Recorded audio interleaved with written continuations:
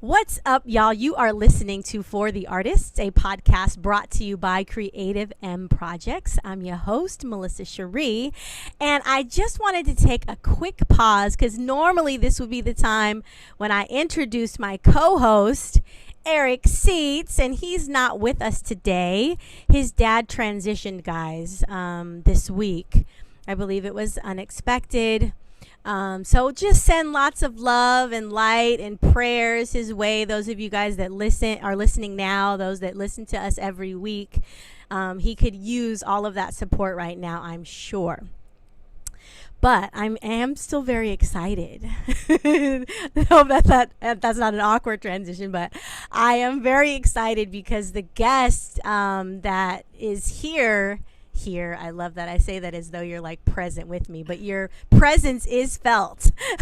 The person that I have on today, her name is TANIA Smith, and when I tell you guys she is my kind of woman, she really is my kind of woman. I can't wait to tell you guys about what she has done and accomplished and what she's got going on in this introduction. So let me start there so that then she can, you can hear her beautiful, lovely voice and feel her presence and energy over the airwaves. So TANIA Smith, she is a Grammy credited musician and songwriter, as well as a producer, energy healer, meditation teacher, and a jewelry designer. Ooh, she started playing keyboards in Tasmania, Australia at the age of 8, you guys, which 8 is a very profound number. But anyway, she was playing professionally at 10 and grew up playing R&B, jazz, and blues in the local club scene.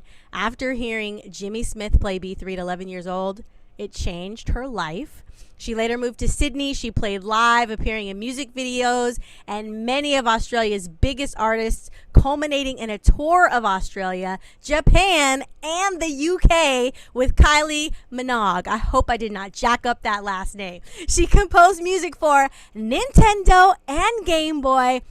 And while singing on an album in Sydney, she met an American songwriter and producer, Rafi Van Hoy, and a song they wrote together helped Ashley Cleveland win a Grammy for Best Rock Gospel Album. Now, I love that combination. That excites me. The song Lesson of Love was also the album title. After TANIA moved to the U.S., she continued to perform live and in the studio with various recording artists such as Jamie O'Neill, Michael McDonald, Willie Nelson, Kix Brooks of Brooks and Dunn, Steve Azar, all while working her own solo project, which was a pop rock band called Space Junkie. They were featured on CNN. You guys, there is so much to this woman. Let me tell you, she's into various forms of spiritual healing. She's a certified Lapan Ma, I hope you can correct me later, TANIA, healer and teacher in the ancient Tibetan healing practice. It's a form of sound healing through the power of meditation and mantra. This is all stuff that makes me just go ooh, on the inside. I'm telling you, she founded Rainbow Lovina Healing Arts. Healing Arts, yes, that's what it's about. Hashtag for the artist. We'll ask her more about that. But you guys, give it up for TANIA Smith. Woo! That's the people. I'm on behalf of the people. Woo! TANIA, welcome. Wow, what an introduction. Thank you so much, Melissa. Thank you for having me on this wonderful podcast. I really love what you do. And prayers to Eric. Our hearts are with you, Eric. But yeah, I'm very pleased to be here. So thank you. This is amazing. First of all, I love that you said yes, but your life, I mean, just in terms of what I read, you live a life of saying yes. Let me tell you, that's what it seems like. You just welcome and open life and opportunity. Yeah. Yeah. So are you originally from Australia? Yeah, I'm from Tasmania, which is a small island on the bottom of Australia. I always say, any further south and you're talking to penguins, because literally it's the last stop before Antarctica. Oh, whoa. So it's very south, yeah. Okay. Is everyone in Australia as beautiful as you? You just radiate this glow and this beauty. Oh, thank you. Well, so do you. I've been watching your podcast for a while now, and you definitely do that too. Oh my gosh. Okay, so let me ask you. You started playing at 8 years old. And how did that even come about? Did mom, dad, somebody in the family, did they play? Well, I had a great uncle who was a really great piano player, but music was not in my family in that way until my mother was going with my grandmother through Kmart, and my grandmother, who was the sister of my uncle who played, said, you need to get one of those little organ things for the kids, right? So she got one and she took it home and she started having lessons, and then I started creeping over and looking at what she was learning and sort of, replicating it. And shortly after that, she said, you need to have the lessons and you need to do this. And so I just fell in love with keyboards and I just ran with it. And, I'd play them 8 hours a day. My mother would have to lock me out of the house in order to get some sunshine. So that's literally how it started. Wow, 8 hours a day. I was just listening to, I cannot remember her name, but she is the cellist, I believe, for Hans Zimmer. Do you know who I'm talking about? I don't know who that is. If you saw her face and she's one of those people when you see her perform, you just never get the visual out of your head. She's of Asian descent, long black hair. She is excuse my French, she's like a badass. Okay, when she's up there, she's like, but long story short, she was talking about how, she practices like 10 hours a day. And she talked about, for her, the importance of just really getting all of the technicality, like just, really committing to that before even adding the emotion. Because she doesn't believe in getting just lost in the emotion and not paying attention to the other stuff that actually really matters. And so absolutely, yeah, I subscribe to that. In fact, I started playing organ, and then I discovered Jimmy Smith, and that just changed my life. At 11, I was completely obsessed and running around Hobart trying to find someone with a Hammond B3, which I did. But when I found him and begged him to teach me, he was this local jazz guy. He said no, and so then I basically talked my dad into taking me around to his house and saying, "Look, I've learned Autumn Leaves. Can you please let me play it for you?" And he did, and he took me on as his student. But one of the things he said was, you need to learn classical piano. And I said, why? And he said, because that's going to give you the technique that you need in order to do what you need to do on organ. So, yeah, I totally subscribe to that. I mean, there's no rules, of course, with music, but I totally understand where she's coming from. Yeah. And so at 11, you were given that wisdom and that information, and you listened.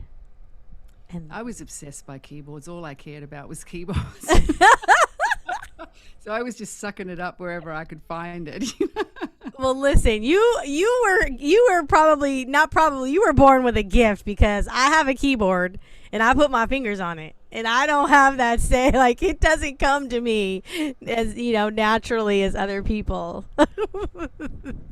Well, it didn't come to me that naturally. I mean, there was a lot of times where I'd throw music across the room because I was frustrated. So I think it's whether you have the desire and the passion for it. I think I think it's where your focus goes. Yeah, what you love, you definitely gravitate towards. For sure. Yeah. So you left Australia when you were how old? Oh, I can't even remember. Is that long ago? Early 20s. Okay, but you were there for a while. You're born and raised. Yeah. Were you excited to leave Australia, or was that like a challenging choice? No, I always wanted to go and be in America. I mean, when all the music that I listened to growing up, was all American music. I grew up listening to Duke Ellington and Stevie Wonder and Chaka Khan, and so I was already looking, when I figured out that, all these people are in America, that's where I need to go. And so I always really wanted to go to America, but I didn't have a plan about it until I was working in the studio, working on this album, singing background vocals, and I met Rafe, and we started working together. We started writing songs and recording stuff. So that's kind of how it happened. And I was coming over to Nashville, he was coming over to Sydney, and back and forth, and then all of a sudden I was living in the States. Okay. And you're in Nashville now? Yeah, I'm in Nashville. Yeah, that's where I've been. That's where I've been the whole time. Okay. Within the last maybe 3 weeks, I've had like three different guests come on, and they're like in Nashville. Oh, wow. Cool. Yeah, so I'm like, is something brewing in Nashville that I need to know about? Is this a sign? Sounds like you're brewing in Nashville. I'm brewing, and I'm like, where can I go? Where can I go? So tell me about Space Junkie. Okay, so I started working on a solo project, and we were using musicians in America, and I had been working with a drummer down in Sydney before I left, and he was my cosmic brother, you know, and I just loved the way he played, and I said, you know, this is great, but I want to get Luke over, and so we did. We flew him over, and he played on some stuff, and then from there, this things started happening. You know, it was like, because I was trying to find my artistic voice, because growing up as a keyboard player, I'd played all these different styles of music. So when I started writing, I was writing a blues song, a jazz song, a pop song. I didn't know who I was. So it was this process. And when Luke came in, it just sort of, things started gelling, because he'd played with me in my band in Sydney before I left. So then it got to the point where, and Rafe was playing guitars. We had a couple of bass players here who were amazing, but we needed another guitar player. And so then Dan came in from Sydney. We met Dan in a very cosmic kind of way, and so then Space Junkie was kind of forming this. You know, they were helping me find my sound, because we were writing together and we were recording together. We're living in the house, like they were living in my house for 6 months at a time. You know, well, actually in 3 months at a time in the beginning, and it was like the band house, and all we did was write, record, write, record, write, record, and so out of that came all this work. And out of that came the Resident Alien album that we did. But then we had the problem of we all lived on 3 continents, because I lived in Nashville, Luke lived in Sydney, and Dan, Luke was living in Malaysia at that time, and Dan was in Sydney. So it was kind of like, how do we promote this album? We couldn't even get in a van and go and go and do it ourselves, because we're not in the same country. Yeah. So there was this, you know, how do we do this? How do we do this? How do we do this? And that's when I found Second Life, and that's how that came about. Now, I've got a couple of questions brewing, but since you brought up Second Life, we'll go there first real quick. So Second Life, because I was trying to understand that, because when I was reading about it, it was almost like it was another place or another time. But then I'm like, but is it a band? Is it a group? So explain that. Okay, Second Life. So Second Life... let me tell you how I found Second Life. I was asking this question, as I do. I asked the universe, okay, show me how to promote Space Junkie. Show me how to promote the album. And I had just come back from Tibet, and I was doing some research, because my jewelry company started with these old Tibetan amulets that had this amazing energy, and that's a whole nother story. But I was researching them, because they're very hard to find out about. And I kept finding this blog called the Flying Monks blog spot, and I'm like, what is that? And it looked like this little cartoon. I kept just going past it, and I'd go past it, and then I'd come back another day, and there it was. And after about the 6th or 7th time, I'm like, what is this? So I clicked on it, and it was a group of people that were putting back together, they were building these monasteries in this Second Life, which I didn't know what it was, this virtual world that had been destroyed in Tibet. And the picture that I was looking at was of a monastery that I had just visited, that area in Tibet. And so I was like, what is going on here? This is really, you know, they're building the monastery that I just stood in the ruins of in Tibet, and they're building it in this virtual world. I've got to go in and see what this is. So I went in, and basically what Second Life is, the creators of the world created nothing but the ability to create. So essentially it's a virtual world, and everything is built by the people that live there. So it's like a video. You know, people say, well, it's like a video game. You know, it's like, no, it's not, because there's no agenda, there's no outcome. You go in there and you do whatever you want to do.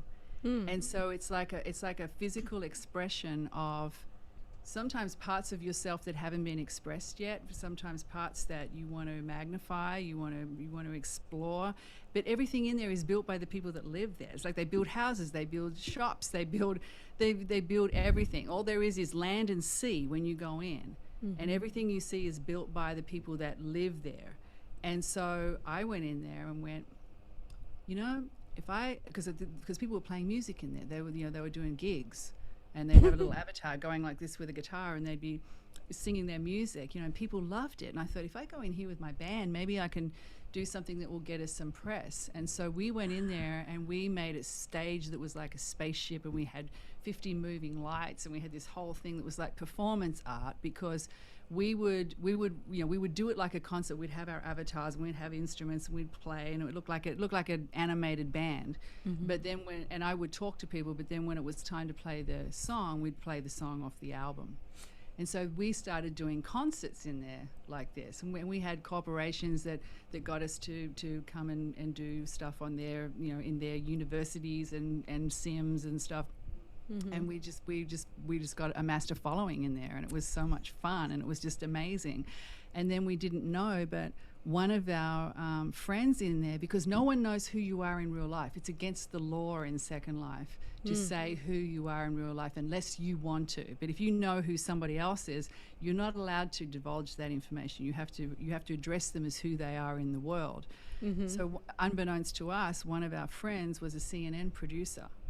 And he said, I love what you guys are doing. I want to get an international story for you on CNN. And so we said, okay, thank you. And that's how that came about. How fun. And you're still in there to this day? No, because I don't have any time anymore. I'd like to be, but I haven't been in there for quite a while. But my friends are still in there. Yeah. Your friends are still in. Yep. Yeah. All right. So now going back to something that you said that I wanted to kind of hone in on, because you talked about being able to find your artistic voice.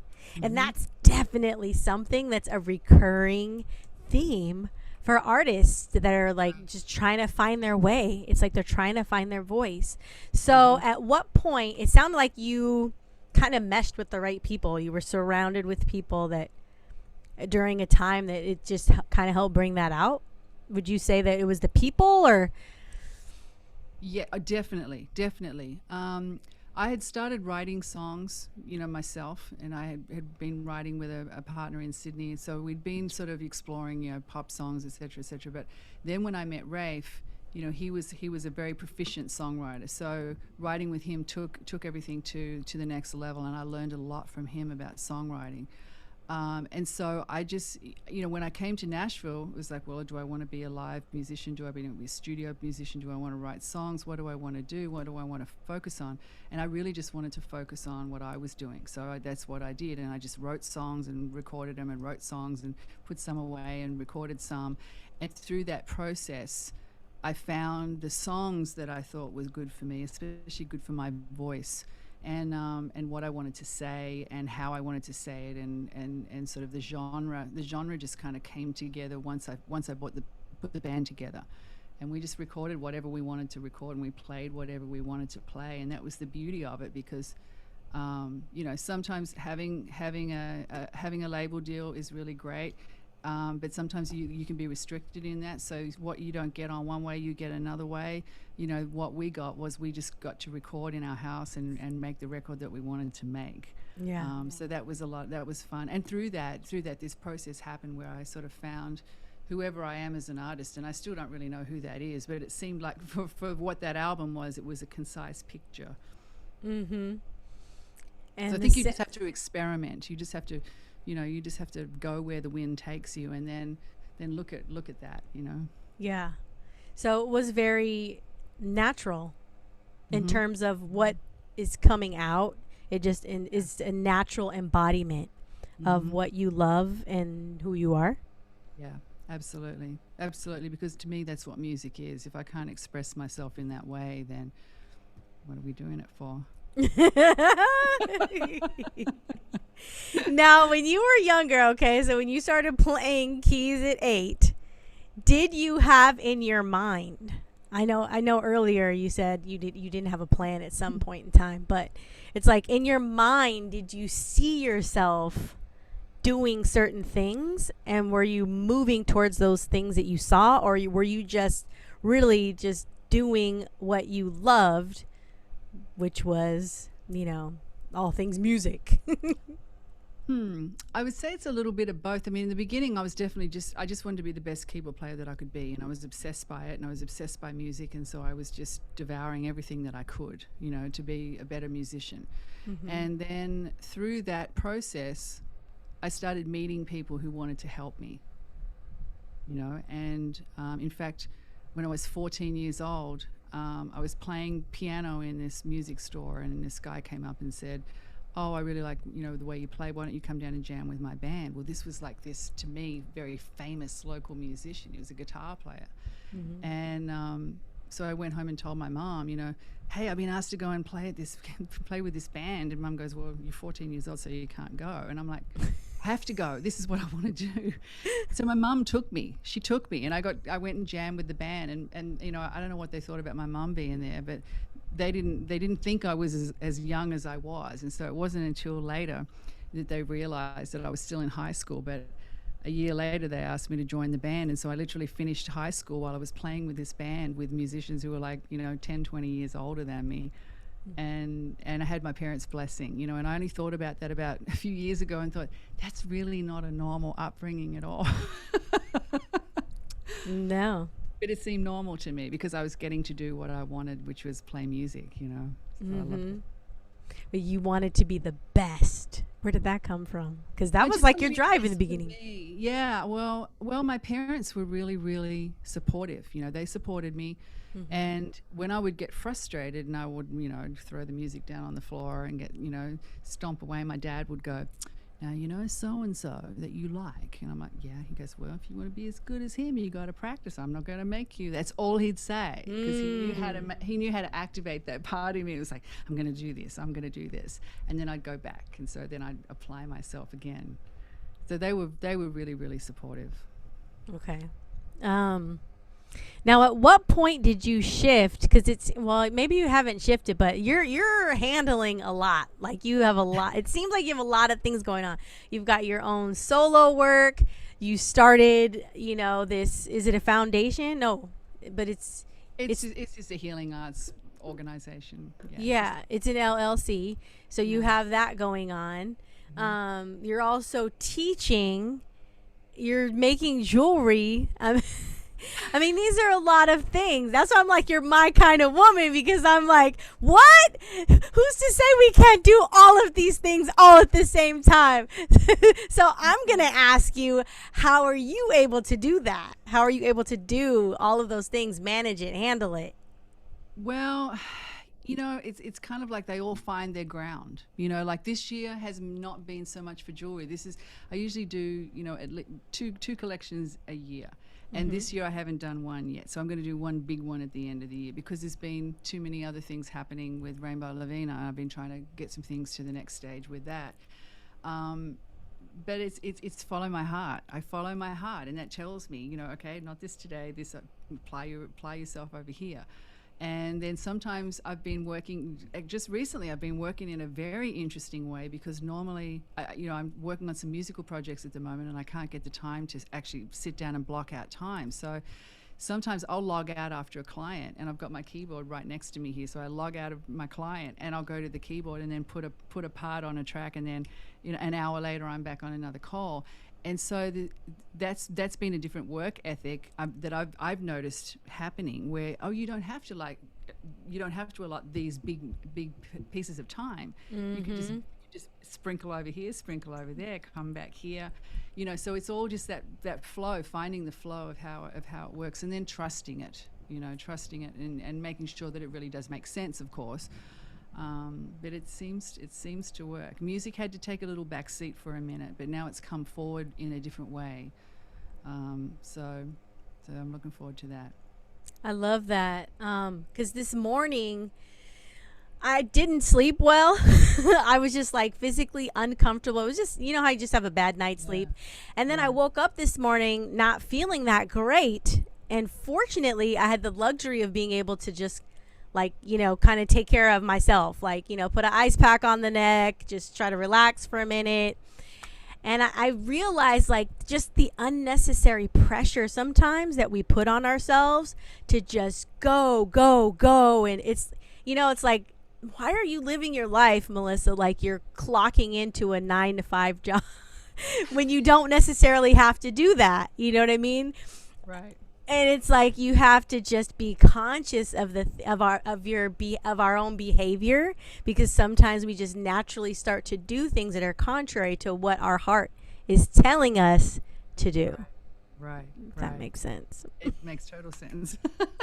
But that's where we have to just stop and take a breath. You know, I always say, just take 3 deep breaths, you know, and then reset and then go again, you know, and then find that place, find that connection back to you, you know, because we get lost out here sometimes. Yeah. You talked about following your heart. How old would you say you were when you started being able to really tune in and follow your heart? And what did that look like? When I found keyboards. When you found keyboards? Yeah, that was my special place. You know, that was my place where it was like my therapy, it was like my joy, it was like my commitment. It was through the connection to music. Whoa. Yeah. That's powerful because it speaks to really all genres of art.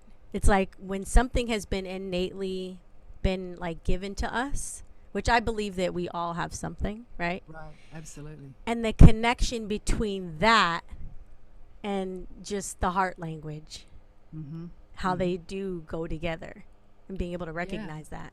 Yeah, and sometimes the world tells us, you know, ignore that, that's not important, come over here. You know, I think everybody should have some kind of artistic expression because I think it's, you know, we need that. And that's one of the things that I do now with Rainbow Lavina is I help people find their dreams, you know, because some people, they get stuck where they think, oh, I can't have that now. I wanted that when I was 10, but I can't have that now. And it's like, why not? Putting an expectation of what you think it should look like, which is usually based from the outside world. Your soul doesn't care. Your soul can be happy with the simplest thing, but you have to do it in order to have that, you know? So you know, people say to me all the time, well, how does jewelry, music, and, you know, Tibetan healing, how does that all go together? And it's like, well, through me it goes together. It might not make sense anywhere else, but to me it makes sense. So, and I think more people are finding that now as more people are going out and doing different things for work, you know, different expressions, you know, with multifaceted, multidimensional beings, you know, trying to put us into one slot. It's okay if that's your slot and that's what you do and that's your thing, fantastic. Yeah. But most of us do lots of things, and somehow, you know, we've been told that's not okay. And it's really the only way. We have to make time for it, and we have to make it make sense. But that's ultimate expression, which is what we're here to do. We're here to express ourselves. I think there's a freedom in not being tied to the idea of everything even having to make sense. Because, you know, like I really try to live my life like led by spirit. And it's like when you're being led, everything doesn't always make sense, you know? But it's like, don't worry about what's happening next. Yeah, you can't worry about what's happening. You can't worry about what other people think or the supposed to. It's supposed to go like this. It's supposed, like when you get caught up in that, then you don't have a freedom to really move in the way that you're intended to move, to have what you're desiring or intending to have. Absolutely. You know, one of my things that I tell myself all the time is, you know, mystery is my best friend. You know, stay in the mystery. You don't have to know what's happening next, because usually what will happen next, the thing that happens next that really makes you joyous and really gets you going, is going to be something that you had no idea could happen. And you have no idea, you have no way of creating it yourself. It will just show up for you. I love that. I'm gonna say that. Mystery is my best friend. Yes, Tanya, I like it. All right, so you are I was gonna ask you something about, so the healing arts, that's all like healing and energy. You're like teaching, I think I read. Is that right?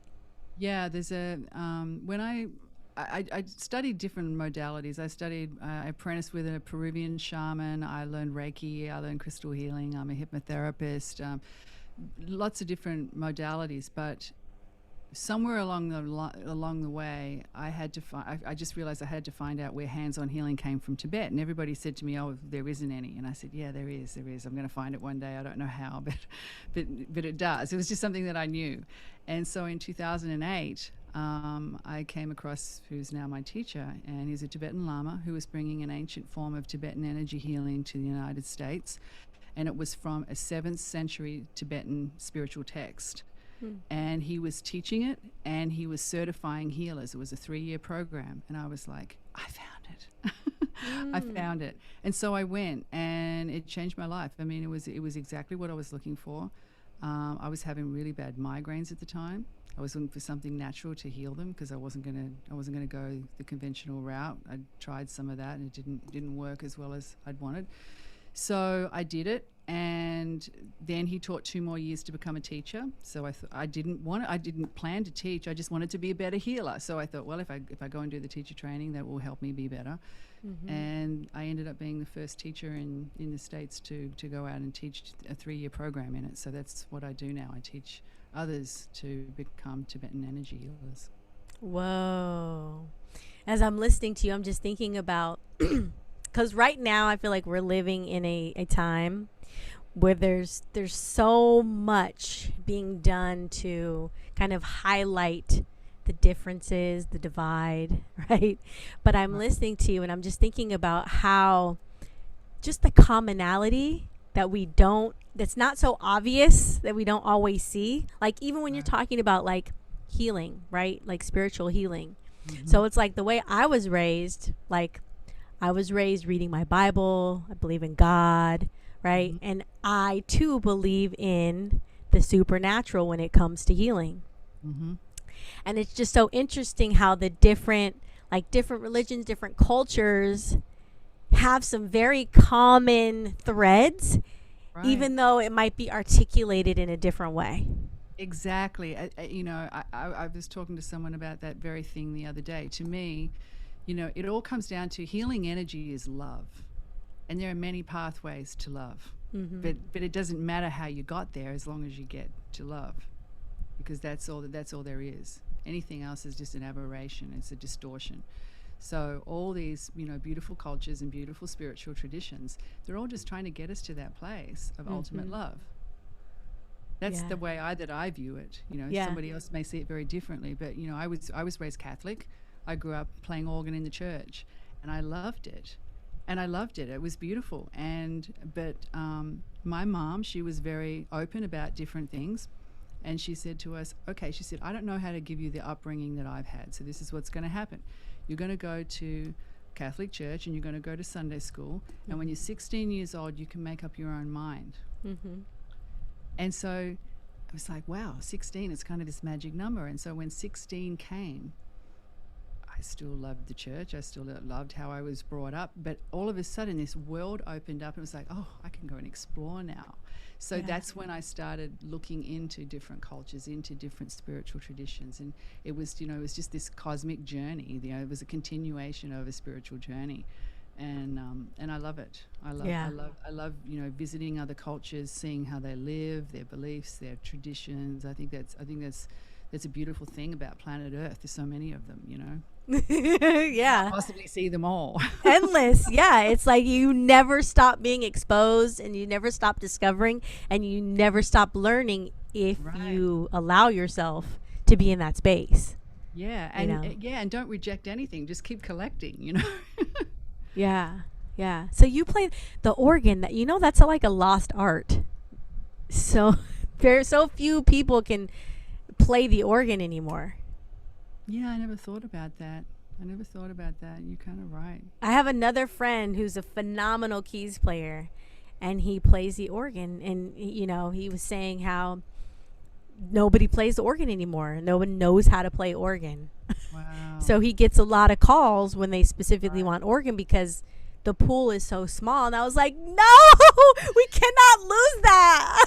We're going to have to start a foundation just for that, Melissa. Just for the organ. Like, seriously, bring the organ back. Oh, my goodness. Wowzers. Yeah. So, just trying to think of where to go from here. I just have been loving everything that you've been sharing. You were just in Europe, weren't you? No. Oh. Oh, I toured the UK with Kylie when I toured with her. Ah. UK, yeah. Okay. And that was a while ago. Yeah, it was a while ago. Yeah. But it was great. It was great. She's amazing. She's just an amazing human being. Amazing So life. if you could go anywhere tomorrow and someone was like, all expenses paid, go here, where would you want to go? I go back to Bali. Would you? Yeah, yeah, yeah. Bali is just a beautiful place. It's beautiful. Geographically, it's beautiful. It's very tropical, and it's got the water. I love the ocean because I was born near it. The people are just really, really beautiful, and it's also where I have some of my crystals made. So it's Bali's on my mind right now because I'm about to go and get some new crystals from a certain place, and then have them sent to Bali to make into one-of-a-kind pieces.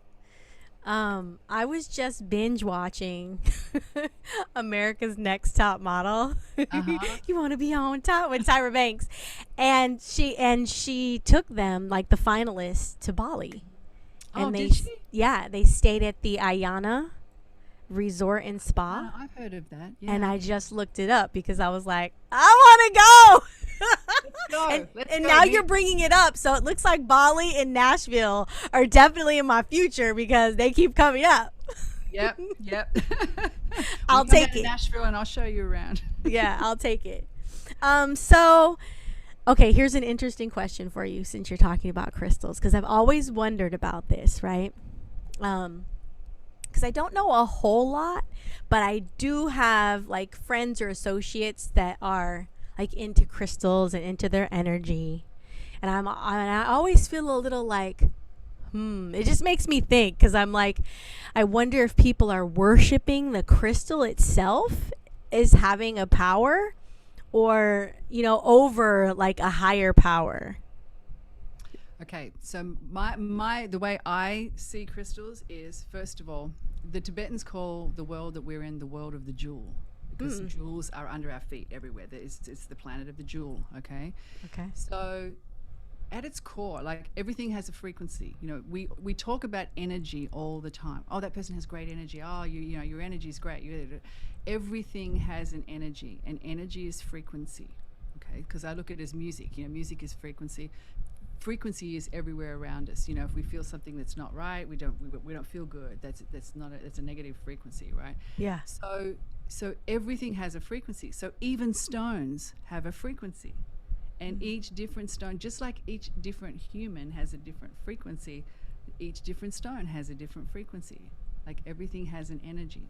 And so, to me, one of the things I love about the mineral kingdom is it's a connection back to the earth. And this is what we can lose sometimes with all our tech. We're so up in the upper chakras. And anyone who's a musician, it's heart up. It's like we've got to get down and ground. To be able to use spiritual information and inspiration, you have to be able to ground it into the physical, or you can't manifest it. That's how you manifest it. You can have the most amazing spiritual idea, inspiration, however you want to voice it, but if you can't bring it down and make it real, it can't serve your life, right? So to me, crystals help us to form that connection back to the earth. It's that grounding. Yeah, it's not so much about worshiping the crystal. It's, a crystal, a stone, is God's creation. God created crystals.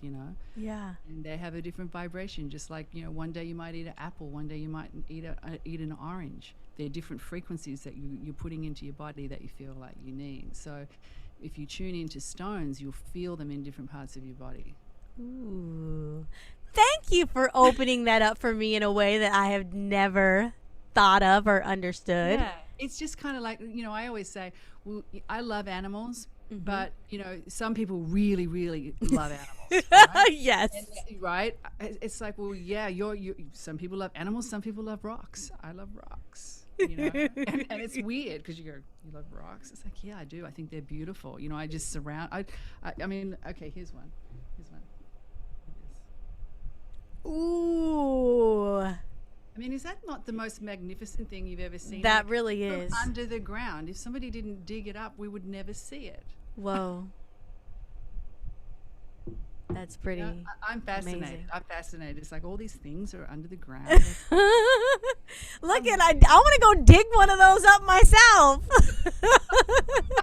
I don't don't know, Tanya. You got to go to some special places to dig that up. I don't think I could just go outside where I live and I didn't dig that up. I did not. I was not responsible for digging it. I don't dig. I'm not a digger.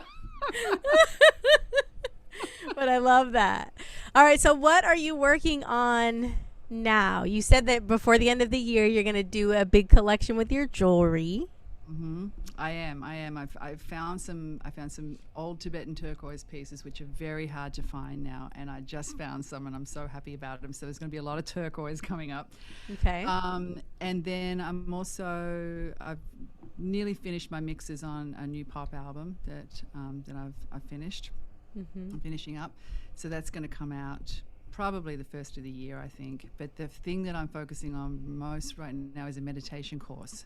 And it's all with original music that I've created for this meditation course that I'm actually teaching live on, when is it? August 28th. Okay. But it'll be taught live on Zoom, but with the recorded meditations. So that's been something I've been working on for a while, and I'm really excited about. It's kind of where the healing arts and the music kind of converge. It was like, oh, I see why there was this big detour. It was to come back to here, and so that's been a lot of fun putting that together. Yeah. That's pretty cool when that happens, when, you know, you have a detour or a delay and then you're like, oh, that's what that was for. And then it just kind of all comes together so nice and neat. Right. Exactly. You just got to keep moving forward to get there and not get stalled, right? Right. So how can people find your stuff? Okay, so I have a website, Rainbow Lavina, that's Lovina, rainbowlavina.com for my healing work. And for music, spacegypsymusic.com. And my Instagram, I have Space Gypsy Music and Rainbow Lavina. There's one for each. Okay. So there's a lot of different places. And are you on social media or anything like that, like Facebook, Instagram, Twitter? Facebook. Instagram is Space Gypsy Music is my handle, and then Instagram Rainbow Lavina. They're my two Instagrams, and then Facebook is Space Junkie for the music and Rainbow Lavina for the healing arts. Okay. I mean, you just don't seem to be aging at all. You talked about how you've been. There was a question I asked you, and you're like, it was so long ago. And I'm like, was it though? Was it really? It couldn't have been that long ago. It's all this healing and this focus on energy and all the good stuff that must be keeping you youthful. You know what? Honestly, I can say that it does affect the way you look. You know, it does. I don't. You know, that's not for me to say, but I see it in other people. I see how you know the benefits of. We've got to keep our souls shining. You know, we've got to do whatever we can. You know, and everyone's got a different pathway, but we've got to feed our heart. You know that. That's why you radiate. That's why you have this beautiful glow about you. You're always laughing. You have that soul. And it's beautiful. You know, it's a beautiful thing. We all need to cultivate that in our own way. Yeah, whatever it takes. Cultivate it daily. Yeah, find your joy and follow your bliss. You know, that's it sounds right. Crazy, but that's my way. Even if it's a cup of boba with my friend. No. Exactly. It could be. You know, it could be the most simple thing. You know, whatever it is. So true. So true. Yeah. So you're hours ahead of me, huh? Are you 3 hours ahead? 2 hours. 2 hours. Yeah. Okay, it's not too bad. Mm-hmm. So you're not doing any live stuff right now, not with right everything now. going In fact, on. No, but the view with this album that I'm doing now was I wanted an album that I could go back to Australia and do like cocktail lounges. I really want to do a cocktail lounge tour. And so I said to my guys, I said, okay, you got one track. You can play anything you want on that one track, but you only got only one track. We're not doing layers, because my first album was all layered up with everything, and it was great, but it was like have a 15-piece band or do tracks, you know. And so this one is it's loops and bass, guitar, keyboards and vocals, but with a view to play it live. So that's hopefully next year. Woohoo! One place I have to get to that I haven't is Australia. Come on down. Makes me think of Garuda. Are you familiar with Garuda? Garuda Airlines? No, Garuda, it's like a type of, it's like dance with Pilates. Oh, how is it spelled? Gar. Garuda? Yeah, Garuda. Because Garuda is also the sacred bird, ancient bird in Tibet. It probably comes from that. There's probably a way that Yeah, ancient but bird I've moves never- or something. Yeah, but I've never heard about that. That sounds wonderful. I need to check that out. Yeah, there's like a machine. There's like a special machine that they make. I got certified to teach Pilates, and then my good friend, I found out about Garuda through her, and I think the person who created it is from Australia, and they have like workshops and stuff that are like only in Australia, but it's like really cool. Cool. Well, come on down. Yeah, I'll have to come on down. We'll go to Bali on the way back. Yes, I love it. And I'll have to get some turquoise to wear on my trip. I love turquoise. That turquoise is great. Oh my gosh. Well, I am so sad. We have been on here for almost an hour. We have, it seems like 30 minutes. Yeah, it goes by fast. But I just, man, I so appreciate you. This is our first time meeting, but I see why, Eric invited you to come on. And I hope that this is not our last time talking. In fact, as soon as I press stop recording, I have an idea that I'm going to throw your way related to something that we have coming up for the organization. But thank you so much, Tanya. I would give you a big, big hug if we were in person. I really, really appreciate that you came on to talk and share. And I can't wait to play this back. I always play everything back and listen to it again and let it like soak in. Well, thank you, Melissa. This has just been wonderful. It's wonderful to meet you. And, I think what you're doing is really incredible. Also want to thank Eric for inviting me, and introducing me to you. So thank you so much. And I'd be happy to come back anytime you like. Oh, awesome. Awesome. I can't wait to check out your new project, the meditation that you've got, that you're releasing, and, just all of the stuff. I know I'm on your website now, so I know how to see what you're doing and what you're up to. Great. Thank you. So, yeah. All right. Well, we're going to get ready to wrap up.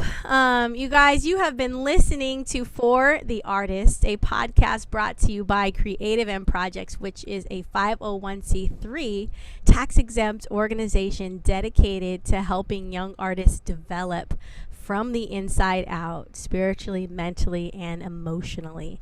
And I've been your host, Melissa Sharee, talking with a very special, exceptional guest that I'm so glad I got to meet, Tania Smith. So you guys, we hope you have enjoyed this time with us, and we will see you next week. Until then, keep creating from the inside out. Much love.